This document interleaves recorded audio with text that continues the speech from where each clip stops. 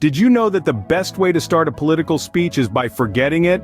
Well, neither did we until we saw Joe Biden in action. In the grand theater of politics, there's no shortage of comedy, and our main act today is none other than President Joe Biden.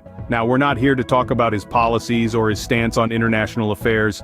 No, today we're diving into a treasure trove of moments when the president's speeches became a game of hide-and-seek. First, let's set the stage with an instance where our commander-in-chief seemed to have misplaced his notes. Picture this: a sea of eager reporters, cameras rolling, and there's Joe, patting down his pockets like he's trying to find a lost lottery ticket. After a few moments of suspense, a crumpled sheet of paper emerges and voila, the speech is back on track. But wait, there's more. Who could forget the time Biden had to ad-lib his way out of a forgotten speech? It was like watching an improv artist at work, but without the comedic punchlines. The president, ever the entertainer, tried to fill the awkward silence with anecdotes from the good old days. But alas, the punchlines kept missing their mark. And then, there were times when he just straight up admitted to forgetting his lines. "I lost that page," he'd say with a charming grin. You've got to give it to him though. It takes a special kind of courage to admit to a memory lapse on live television, but let's not be too harsh. After all, we've all had those moments when our brains decide to take a little vacation.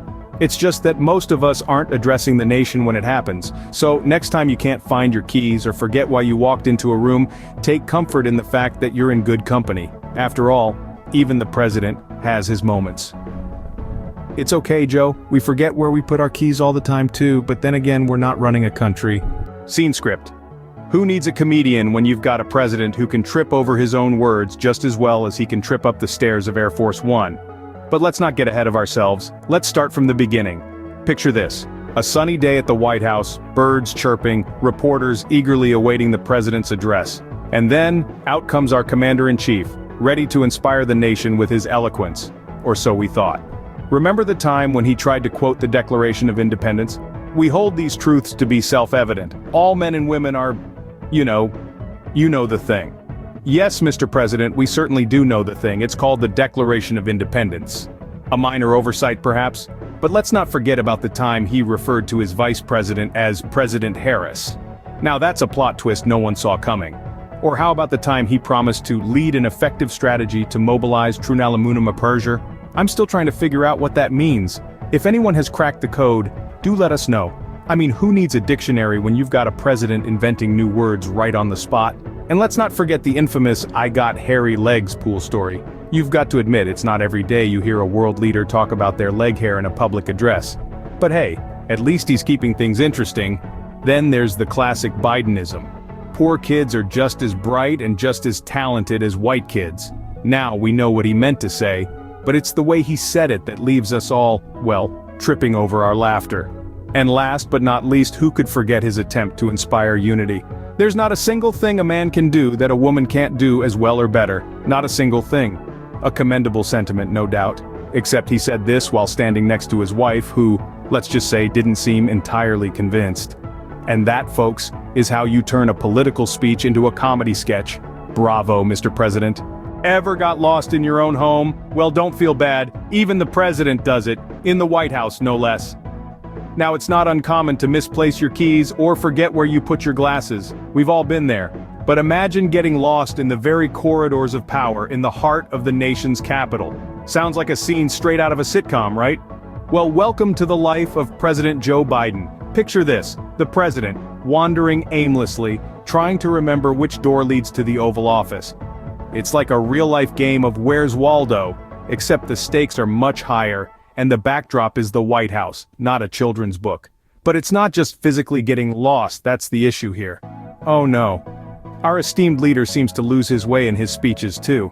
It's like he's on a verbal safari, straying off the beaten track and getting lost in the jungle of his own words.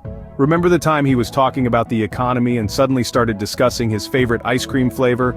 Or the time he started a speech about healthcare, only to end up recounting an anecdote from his childhood? It's like he's got a GPS that's constantly recalculating, trying to find a route back to the point. But hey, don't we all love a good detour? Especially when it's the president leading us on a wild goose chase through the labyrinth of his thoughts. It's like an unexpected adventure, a surprise trip down memory lane. So, here's to our commander-in-chief, the master of misdirection. Whether it's getting lost in the White House or in his own speeches, he certainly keeps us on our toes. Next time maybe we should get him a GPS, or a guide dog, or both. They say it's not about how you fall, but how you get back up. Well, in Joe Biden's case, it's definitely about how he falls. Now, we've all had our fair share of trips and stumbles, haven't we? But when you're the President of the United States, every misstep is recorded, replayed, and ripe for a little good-natured ribbing. Remember that time when President Biden was ascending the steps of Air Force One?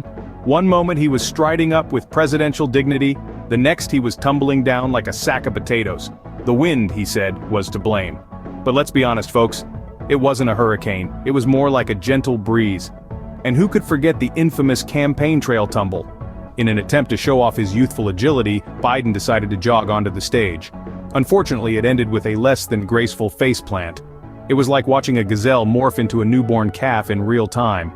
Then there was the time he tripped over his dog, Major. Now I've heard of man's best friend, but that's taking things a little too far, don't you think? I mean, who needs enemies with a dog like that? But let's not forget the podium lean. It's become a classic Biden move, you know the one. The president leans on the podium, loses his balance, and then tries to play it off as if he's just stretching his back. It's like watching a sitcom in real life, we're just waiting for the canned laughter. In all seriousness, these falls and stumbles, they humanize Biden. They remind us that he's not a robot, but a real person, prone to the same foibles as the rest of us. And for that, we thank him. Because in a world that often feels too serious, too divided, and too fraught with problems, a little laughter can go a long way. Who needs a Stairmaster when you've got Air Force One? Keep climbing, Joe. And now, for the moment you've all been waiting for, the creme de la creme of Joe Biden's humorous moments. Let's rewind to that unforgettable day when our dear president seemed to misplace his speech.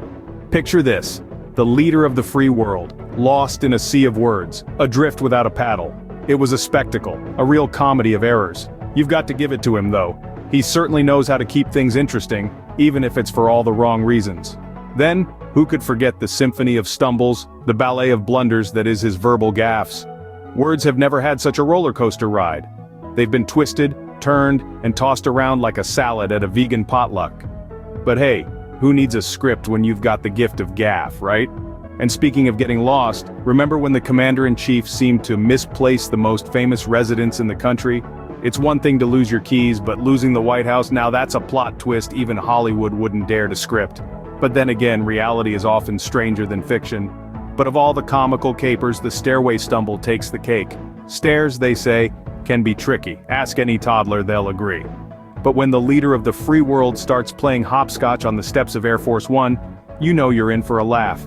These moments, as hilarious as they are, serve as a reminder that our leaders are human, prone to the same foibles and follies as the rest of us. They trip, they stumble, they lose their way. But they also pick themselves up, dust themselves off, and carry on. And in the process, they give us something to chuckle about. And there you have it, folks. The president may not be perfect, but he sure knows how to make us laugh. Here's to more gaffes, trips, and misplaced speeches in the future.